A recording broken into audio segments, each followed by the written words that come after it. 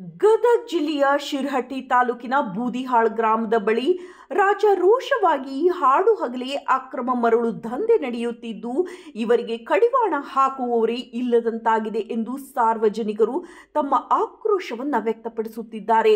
ಇಲ್ಲಿನ ಮರಳು ದಂಧೆಕೋರರಿಗೆ ಯಾರ ಭಯವೂ ಇಲ್ಲದಂತಾಗಿದ್ದು ಅಕ್ರಮ ಮರಳು ದಂಧೆಗೆ ಬಳಸುವ ವಾಹನಗಳಿಗೆ ನಂಬರ್ ಪ್ಲೇಟ್ ಸಹ ಇಲ್ಲದೆ ಮರಳು ಸಾಗಾಣ ನಡೆಸುತ್ತಿದ್ದರೂ ಸಹ ಇವರ ವಿರುದ್ಧ ಅಧಿಕಾರಿಗಳು ಮಾತ್ರ ಏನೂ ಕ್ರಮ ಕೈಗೊಳ್ಳದೆ ಜಾಣ ಕುರುಡರಂತೆ ವರ್ತಿಸುತ್ತಿರುವುದು ಈಗ ಸಾರ್ವಜನಿಕರ ಕೆಂಗಣ್ಣಿಗೆ ಗುರಿಯಾಗಿದ್ದಾರೆ.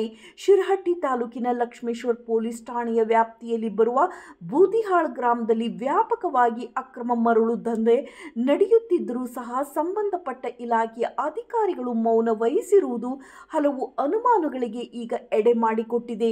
ಮರಳು ದಂಧೆ ನಡೆಯುವ ಸ್ಥಳಕ್ಕೆ ನಮ್ಮ ವರದಿಗಾರರು ಹೋಗುತ್ತಿದ್ದಂತೆಯೇ ಸ್ಥಳದಿಂದ ಜೆಸಿಬಿ ಹಾಗೂ ಟ್ರ್ಯಾಕ್ಟರ್ಗಳ ಸಮೇತ ಅಕ್ರಮ ಮರಳು ದಂಧೆಕೋರರು ಸ್ಥಳದಿಂದ ಪರಾರಿಯಾಗಿದ್ದಾರೆ.